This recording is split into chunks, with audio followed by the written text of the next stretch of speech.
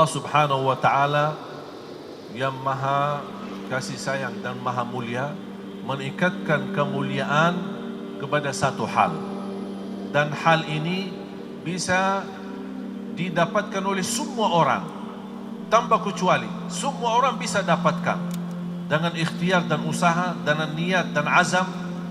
Allah Subhanahu wa Ta'ala tidak mengikatkan kemuliaan karena kekayaan seorang. Allah tidak menjadikan orang itu mulia karena jabatannya. Allah tidak menjadikan orang itu mulia karena bentuknya tinggi atau turunannya atau apa. Tidak, sama sekali. Allah ikatkan kemuliaan seorang karena hanya satu. Inna akramakum indallahi atqakum. Orang yang mulia di mata Allah bukan siapa dia, tapi bagaimana ketakwaannya kepada Allah Subhanahu wa Ta'ala. Bisa jadi orang di tengah kita, barangkali saya dari Madinah, beliau dari Makkah, dari Masjidil Haram di sana, tapi bisa jadi inti dari apa yang disampaikan, bisa jadi di antara bapak ibu jauh lebih mulia di sisi Allah Subhanahu wa Ta'ala.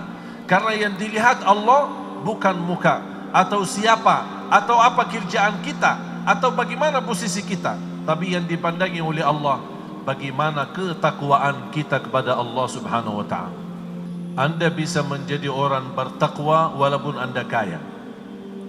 Anda bisa menjadi orang bertakwa walaupun Anda miskin. Anda bisa menjadi orang bertakwa walaupun sehat. Dalam keadaan sehat bisa jadi takwa. Biarpun sedang sakit bisa jadi orang bertakwa. Anda bertakwa di masjid bisa. Di luar masjid pun Anda bisa. Di rumahnya bisa, di luar rumah bisa. Anda dalam perjalanan jauh bisa menjadi orang bertakwa. Anda di dalam berdiam di tempat atau di dalam kotanya bisa Anda menjadi orang bertakwa. Berarti bukan kekayaan yang kita harapkan, bukan kekayaan yang kita kunjungi, bukan kekayaan menjadi impian kita, tapi lebih daripada itu adalah ketakwaan. Karena ketakwaan menjamin kita bahagia selama dunia akhirat walaupun tidak punya kekayaan dari dunia.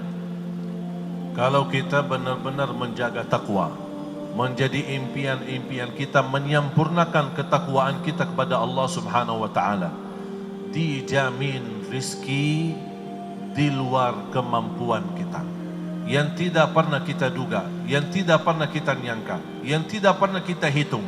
Barangkali kita hitung dari pintu A, tapi datang rizki dari pintu B.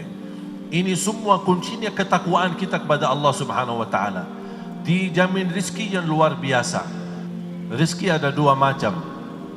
Ada rizki dalam bentuk usaha kita, kerja keras kita, mencari nafkah, kita yang bergerak.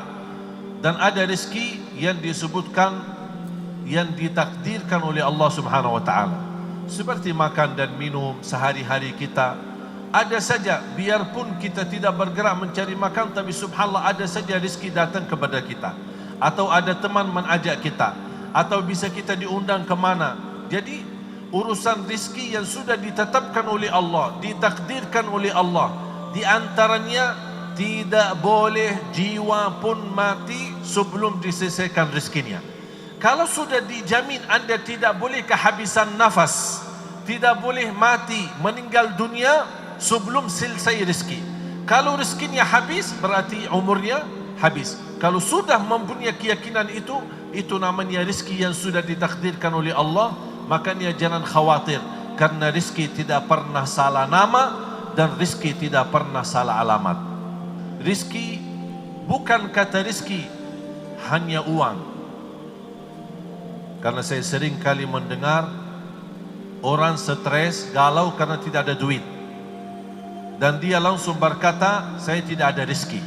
Seolah-olah rizki yang begitu luas disempitkan dalam kata duit. Padahal sehat walafiat itu rizki.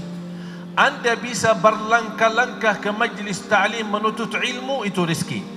Anda bisa ke masjid salat berjamaah, itu rizki. Berbakti baik sama orang tua, itu rizki. Memiliki keturunan, menghafal Al-Quran, itu rizki. Anda bisa bangun tengah malam tahajud, itu rizki. Jadi rizki itu sangat luas. Jangan sebab menjadikan rizki hanya uang, hanya duit. Kalau tidak ada duit berarti galau, tidak ada duit stres, Sedangkan takwa ini menjamin rizki yang sangat luas. Dan di antara rizki yang sangat luas, amal ibadah kita diterima, doa kita dikabulkan, dan kita bahagia selamat dunia akhirat. Dan inilah rizki yang sesungguhnya.